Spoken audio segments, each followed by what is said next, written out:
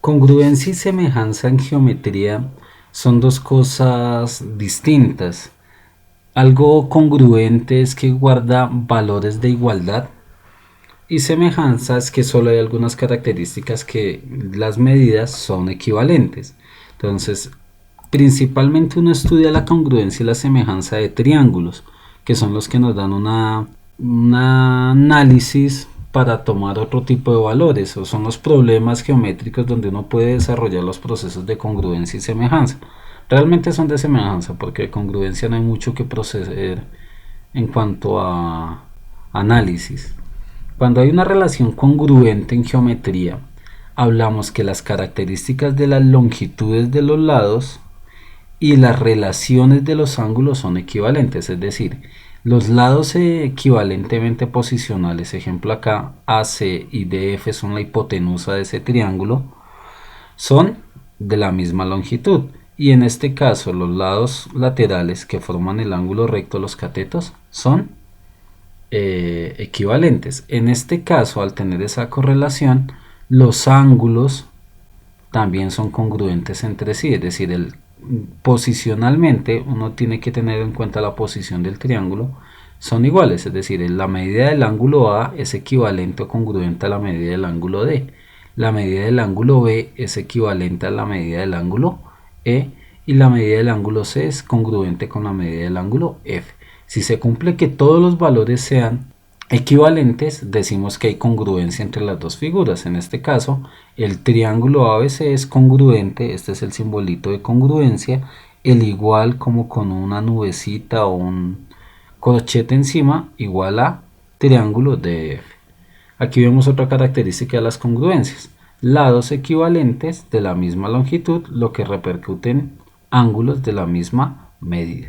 La semejanza de triángulos tiene una diferencia. En la semejanza de triángulos, los ángulos deben tener igual medida, los ángulos posicionalmente equivalentes, es decir, el ángulo A con el ángulo A sub 1 en este triángulo tienen la misma medida. El ángulo B con el ángulo B sub 1 tienen la misma medida, por lo cual el ángulo C tiene exactamente la misma medida, porque recuerden que si tengo dos ángulos iguales, tengo también el tercero por sumatoria de los ángulos internos. Cuando hay semejanza, los ángulos son equivalentes, pero el valor de sus lados no lo es. Tienen valores de distinta longitud, pero ellos guardan una relación proporcional, como la estamos viendo acá. Los lados en la misma posición, al hacer el cociente o la comparación o la proporción entre ellos, tienen que ser iguales en todo lado, es decir, A sub 1 sobre A es lo mismo que B sub 1 sobre B y C sub 1 sobre C. Todos me dan exactamente el mismo resultado. Entonces, por lo cual, si tiene dos lados proporcionales, tiene un tercer lado proporcional. Veámoslo desde un valor numérico. Entonces, en este caso me dicen que hay una proporción en la semejanza, por lo cual el ángulo M y P valen 60 grados. El ángulo O y R valen 80 grados y el ángulo Q y N valen 40 grados. Bajo esa semejanza compruebo los lados. Entonces, si se dan cuenta, en este lado 40 dividido 20 me da 2 porque tienen la misma posición. El lado O y el lado R tienen la misma posición. La relación de 54 respecto a 27 también me da 2 y 60 dividido 30 también me da 2. Entonces son proporcionalmente relacionados, entonces decimos que son semejantes. En este caso tenemos también la comprobación. Entonces, si comprobamos que los lados son semejantes, quiere decir que los ángulos son congruentes en ese caso. Entonces verifiquemos. El lado QT, que es 12, con CJ, que es 8. Aquí lo tenemos. 12 dividido 8 nos da un valor que en este caso simplificando nos da 3 medios. Cuarta de 12, 3, cuarta de 8, 2.